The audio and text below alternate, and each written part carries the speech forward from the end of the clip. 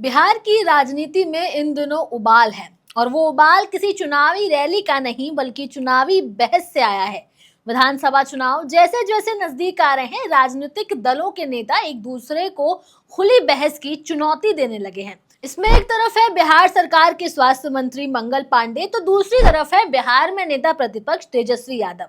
इनकी बयानबाजी अब खुले मंच तक पहुंच गई है। अब तेजस्वी यादव ने मंगल पांडे का डिबेट का चैलेंज एक्सेप्ट कर लिया है। अब तेजस्वी यादव ने मीडिया से बातचीत करते हुए क्या कहा, किन मुद्दों पर सरकार को घेरा, तमाम सवालों का जवाब समझाएंगे। लेकिन उससे पहले आप हमारे चैनल द हिंदी टॉप को सब्सक्राइब जरूर कर लीजिए, साथ ही बेल आइकन दबाना ना भूलें ताकि आप तक पहुंचे हर खबर सबसे पहले। तेजस्वी यादव ने हाल ही में बिहार की बदहाल स्वास्थ्य व्यवस्था पर सवाल उठाए हैं। उन्होंने Nalanda medical college and hospital का हवाला देते हुए कहा है कि अस्पतालों में हालात इतने खराब हैं कि वहां चूहे तक घुस रहे हैं, मरीजों को बेड तक नहीं मिल पा रहा है, स्वास्थ्य माफिया बेड बेचने का कारोबार कर रहे हैं। तेजस्वी यादव ने आगे कहा कि उन्होंने इसको लेकर के एक वीडियो भी जारी किया है जिसमें अस्पताल की स्थिति सबके सामने है, लेकिन सरकार को बिहार की बदहाली का होश नहीं है। स्वास्थ्य मंत्री मंगल पांडे को खुली चुनौती देते हुए उन्होंने कहा कि अगर सच में बहस करनी है तो मंच तैयार करें, माइक लगाएं, दिन और समय बताएं, हम आ जाएंगे, जनता के सामने बात करेंगे। विधानसभा में जब जवाब देने का समय होता है तो स्वास्थ्य मंत्री चुप रहते हैं, लेकिन बाहर आकर के बयानबाजी करते हैं।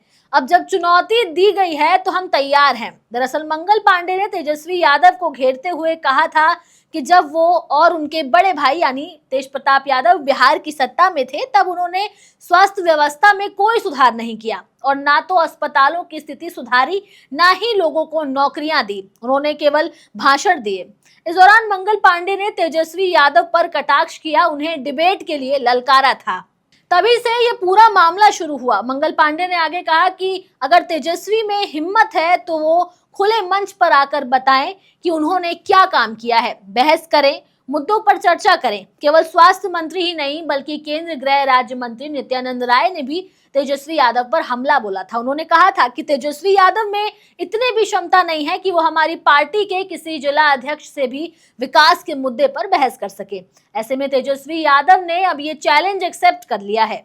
तेजस्वी यादव ने बीजेपी नेताओं के इस बहस की चुनौती को न सिर्फ स्वीकार किया बल्कि एक सधी हुई रणनीति के साथ पलटवार भी किया।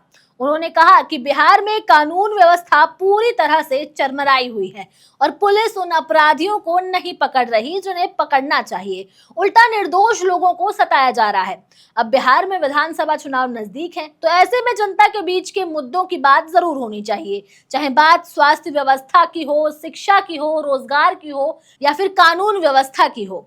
अब देखना यह है कि क्या ये बहस वाकई होगी, क्या मंच लगेगा या माइक चलेगा, और सबसे जरूरी बात, क्या जनता को उनके सवालों का जवाब मिलेगा।